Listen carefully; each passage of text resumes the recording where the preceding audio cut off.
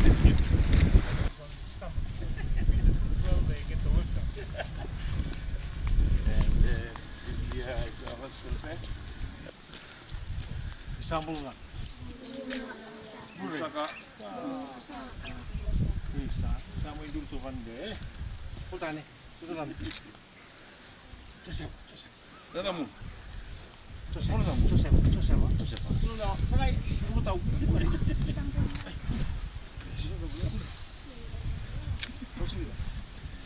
Kasi dua. Oh, warnanya. 조빌리시. 나 조빌리시.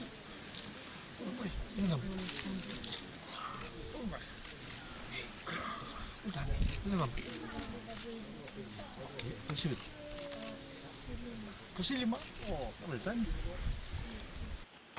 Kaya mo nyo naman eh. Isang bulunak. Bulre. Ayan, napapin na ako.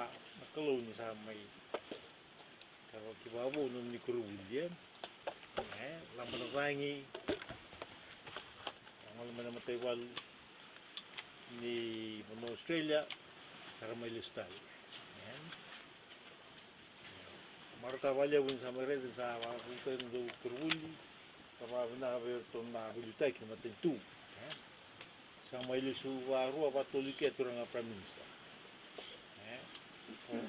Tentang orang turang mesti uru tentu, apa benda betul na filutaki, to na lain matebal, to na betul betul.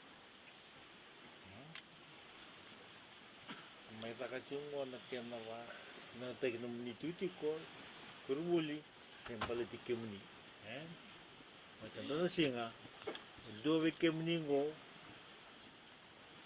so kemuni. Oni na value taki ono ubiti kita na bagno sani kila cha okay donon ko kataw ikem ni naman ni wakaw ko sa ngalo uti na primary ni ngolewi secondary lima na primary kindergarten primary secondary utia sa ngai to sa tale university ngalo di waktu kuat,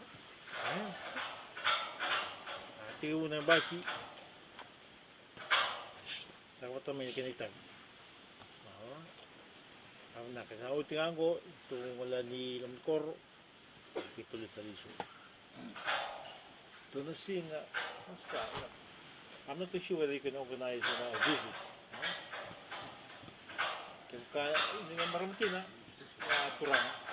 When I'm singing in Olani Suva, see if you can get the kids to come up to Olani Value. They raise a Tikutiko, Namuni Tiki Value, so what I want to do. Remember it came. I'm not going to sing and do become new or around your knee like Nabiga. Christian, you know, I'm not. Okay, ore da tongo ni tonga imbajiwai. Do silwiti. Ini ka to na ka bosa. Do no ni ka. Karona leucho na ngone ra lu. Ala. Ni ka ko ni silwiti. Ni la ko no ditum. Ka si ka na ka. Amo. Sana ke na motoka. Itu may suwa, lautoka, lambasa, dia menanggung nara lautang, nalagun, samnak. Ina marama tina turang, nawalew na mituberi, tanda betungor na susabu kibit, korna lito ikan na lambat kami. Kapag na one kilo ni sama lampan wangi, no casualties okay. So thank Almighty God for His love and His blessings and mercies. Sama tarwa kiwo nung mikurwuli, sa layreta na limbing katukotaw sinaywaw. Kasi na ulbal ako. Ano? Di ba ko? Di ba rong ako kasuli? How many teachers have you got here? 4. 4. 4 problems. you well, with your work. Không ổn. Nó taro. Nak tu sakit tu kuningoy talo mo na gumgo. Isa siya nga nataro kami. Kalungatan na. Basta, mamagalan siya na.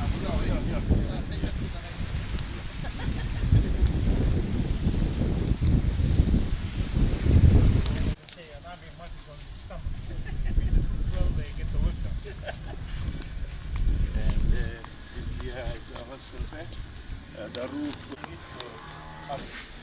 Roof in Chal, eh?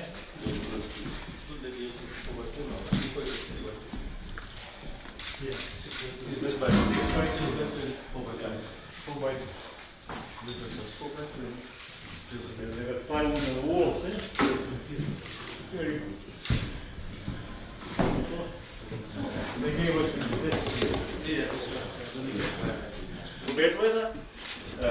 Before they left, they gave us a big 5 kVA generator here. 5 kVA. Yeah, This this is enough. complements. Yeah. This is free. All free. I'm talking about free sunshine. Yeah. And They gave away these balls. yeah, the balls. The only condition was that when they were ending up on Monday, that nobody should go and play for All Blacks. Just play for All Blacks. So, Aussie. They said Fiji okay, but not all blacks. Okay, I like that. No, like each, like these are called school in a box. Eh? Each set has stationery for 40 children. How about that? Yeah. But then apart from that, another like Fiji Muslim League adopted our school, and they have supplied everything. So like this will be like during the year, children don't have to buy anything. Things will be just supplied to them from here for free. Some schools in Mainland haven't got any. Wow. This is this one says what No, we are the lucky ones. everything inside. And will cater for 40 students. 40 students here. Everything. This street itself has got Yeah. That's from UNICEF. Okay, so this is from the Australian. No, UNICEF. UNICEF. UNICEF. Yeah. And according to the UN resident continent, Mr. Sanaka was here too. Yeah, I saw in the papers. This is the international standard, UN standard. Everywhere they take similar thing. Well done. Saratoga, the kids are very fortunate. Yeah, very fortunate. We are very fortunate. We really feel blessed. Like, Oh, so this is But well done. for any.